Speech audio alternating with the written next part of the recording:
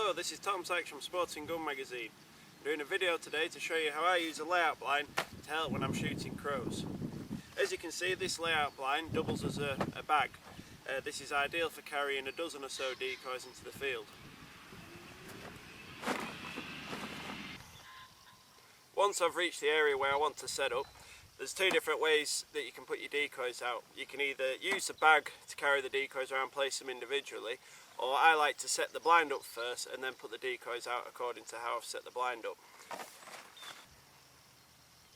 This particular blind is very quick to set up in the field. You simply just pull all the inside of the bag, which is the top layer of the blind and the back, including the backboard.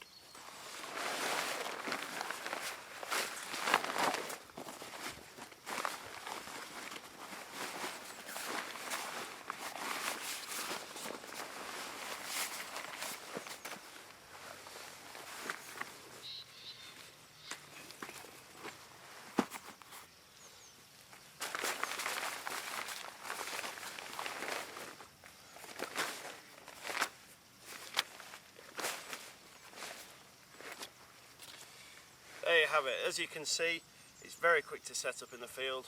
Within seconds you've got a working hide. Now it's time to set it up in the correct shooting position. Now in this particular field today, if we were decoying, the wind is coming from behind the blind here. So what you've got to remember is your shooting position. So if you're right-handed like myself, the blind needs to be set up with your feet 45 degrees off centre of where the birds will approach into the decoys. So this blind at the minute is near enough in position. I'll just tweak it round ever so slightly.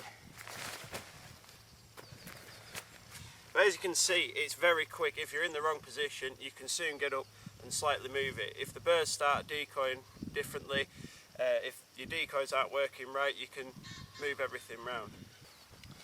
Now that we think we've got the shooting position right, it's time to see that the hide is set up right and it's comfortable to shoot from. It's important to do this with an unloaded gun so there's no accidents when getting in and out of the hide.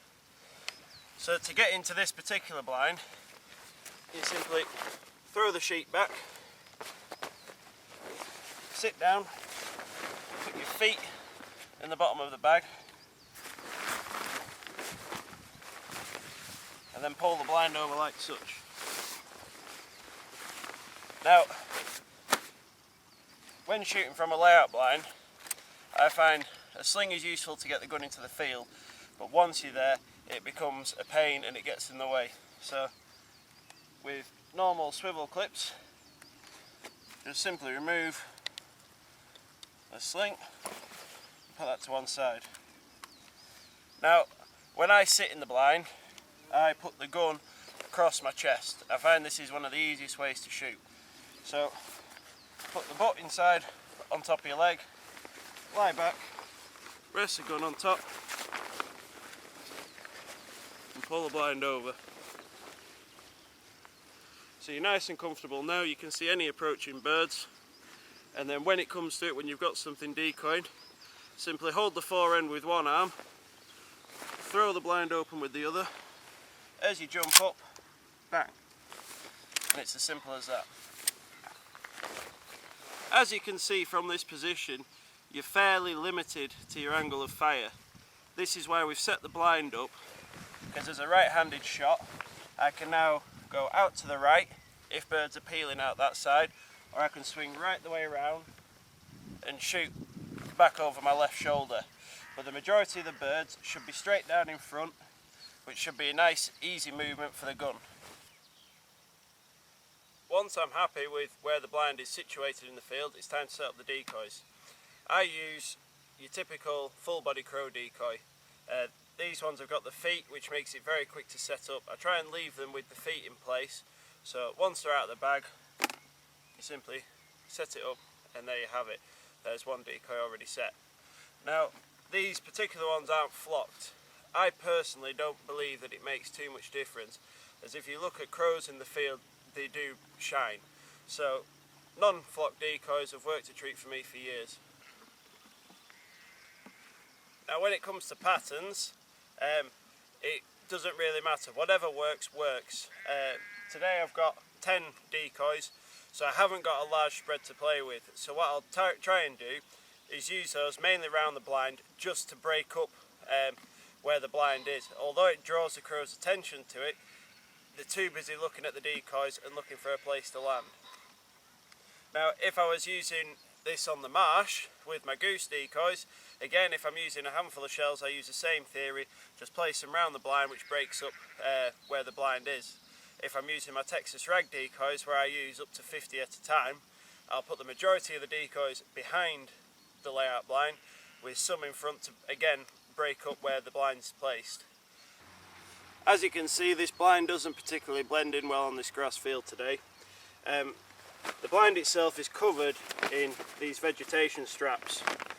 Now I've used some burlap garden twine just simply to break up the outline. I would always add natural vegetation to this, so on a field like this I'd be using fresh grass.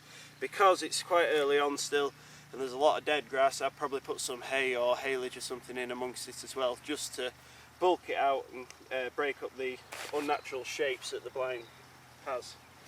The twine works very well. You could cover the whole thing in this if you were shooting on grass, but because I use it for stubbles, and then when I go out on the marsh in winter the grass is a slightly different tone, I don't want to solely rely on the twine. I'll always try and add natural vegetation, as it makes it look rather natural in the field. But as a good baseline, it works a treat. So if I was to be shooting in this afternoon, I'd have found some natural vegetation to put in the straps, which would help make it disappear in the field. Now we've seen how quickly this method of decoying can be deployed in the field, we're going to show how effective it can be. We're going to show you some short clips now from me crow shooting last year using this particular blind, and you'll see from the footage that it's incredibly good sport and it's very fast and furious when they're coming in strong. I hope you enjoy the footage, and thank you very much for watching.